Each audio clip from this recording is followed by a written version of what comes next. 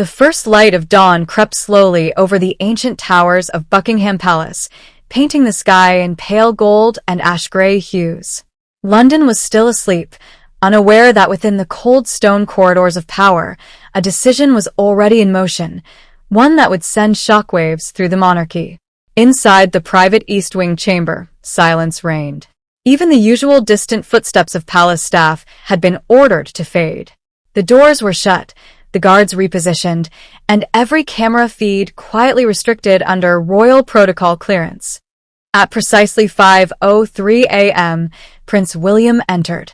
He wore no ceremonial regalia. No medals, no public smile, no familiar wave. Only a tailored dark navy coat, buttoned to the collar, and a sealed ivory envelope clutched firmly in his hand. His expression was unreadable, controlled, but heavy with purpose. Waiting inside were senior courtiers, legal advisors, and a small circle of trusted royal aides. Among them stood Queen Camilla, composed on the surface, though her fingers betrayed a subtle tension as they rested on the edge of the table. No one spoke. The only sound was the faint ticking of an antique clock mounted on the wall, each second feeling heavier than the last. William stopped at the center of the room. He placed the sealed envelope on the polished oak table. And then he spoke.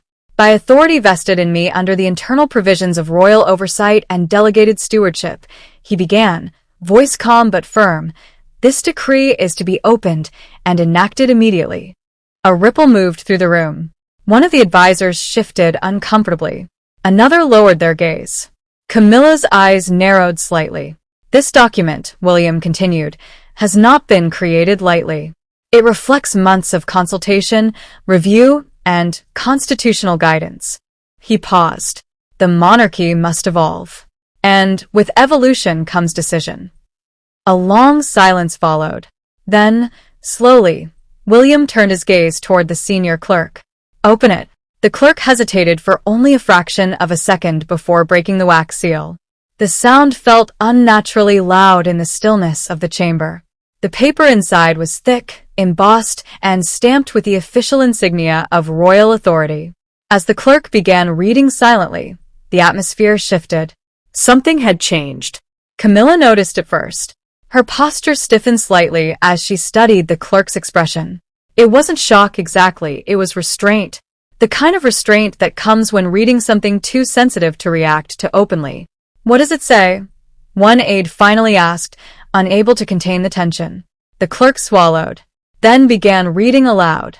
By directive of the Prince of Wales, acting under transitional royal authority. He stopped briefly, adjusting his glasses.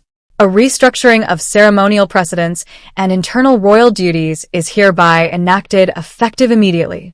A murmur swept through the room. Camilla's hand tightened around the chair. William did not move. The clerk continued.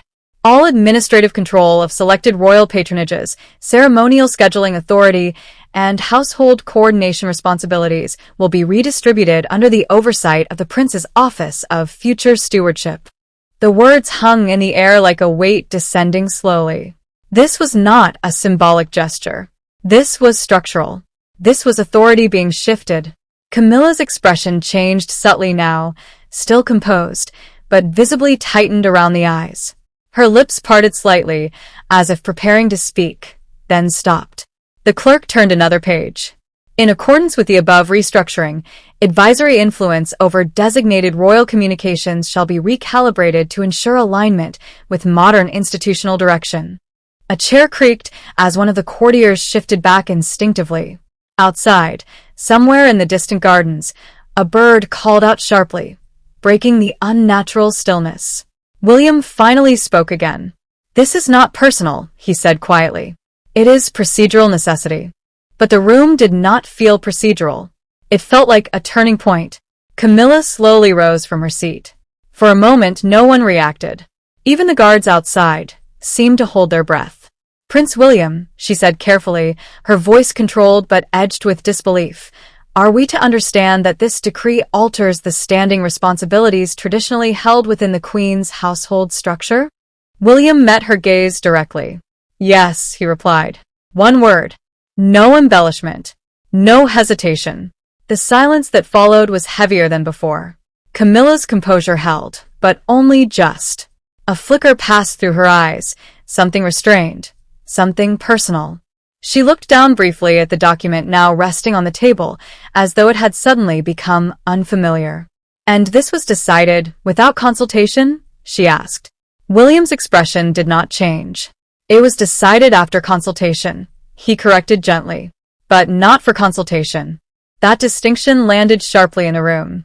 A senior aide cleared his throat nervously. Another shifted papers that no longer seemed important. The clerk lowered the document slightly, as if unsure whether to continue reading. Camilla sat back down slowly, but her gaze remained fixed on the sealed decree. Outside the chamber, the palace began to stir. Soft footsteps, distant doors opening, the beginning of a day that had no idea it had already been rewritten. William picked up the envelope again, now empty, and placed it in his coat pocket. "This matter is now in effect," he said. "All relevant offices will be informed within the hour." He turned slightly toward the door, but before leaving, he paused and added one final line. "The monarchy does not belong to the past. It belongs to what it must become." Then he walked out. The door closed behind him with a quiet finality that seemed to echo longer than sound should allow. Inside the chamber, no one spoke for several seconds. Camilla remained seated.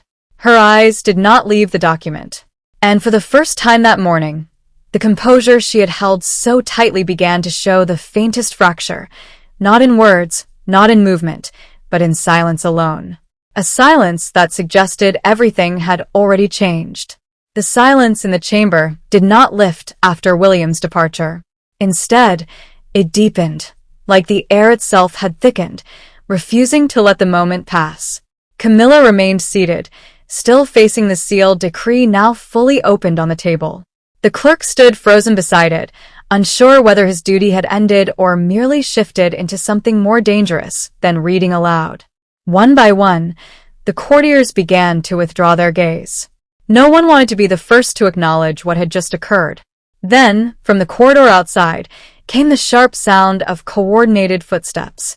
Not rushed, not chaotic, organized.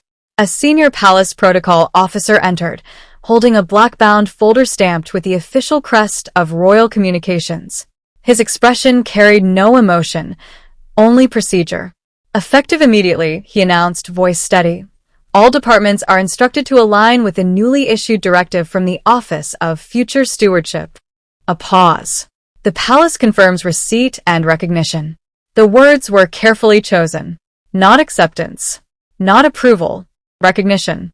A subtle but unmistakable confirmation that the decree was already binding. Camilla's eyes lifted slowly toward him. "So it is done," she said quietly, not as a question, but as something closer to realization. The officer hesitated for the briefest moment before responding. "It is final, Your Majesty."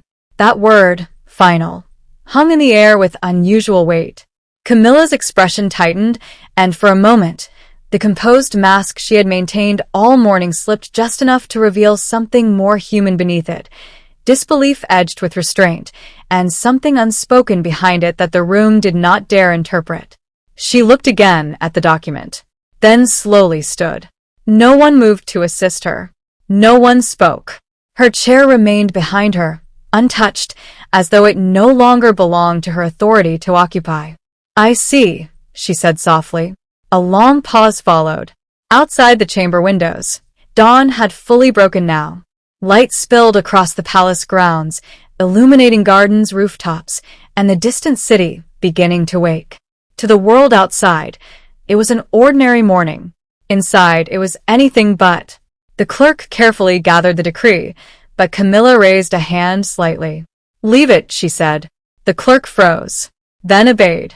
Camilla turned away from the table, walking slowly toward the tall windows. Her reflection appeared faintly in the glass, composed, regal, but unmistakably changed. Behind her, the protocol officer closed the black folder.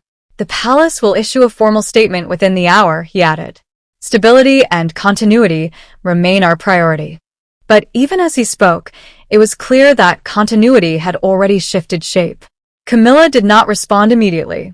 Instead, she looked out over the grounds where the first visitors of the day would soon arrive, unaware of the quiet restructuring that had already taken place above them. Finally, she spoke. "History," she said softly, "never announces itself loudly. It simply replaces what came before." No one answered. The room remained still. Then, with a final glance back at the table, she turned and walked toward the exit, not hurried, not defeated, but unmistakably altered in presence. As she left, the doors closed behind her with a soft, controlled click. Not a collapse, not a scandal, but an ending that had been formally acknowledged by the palace itself.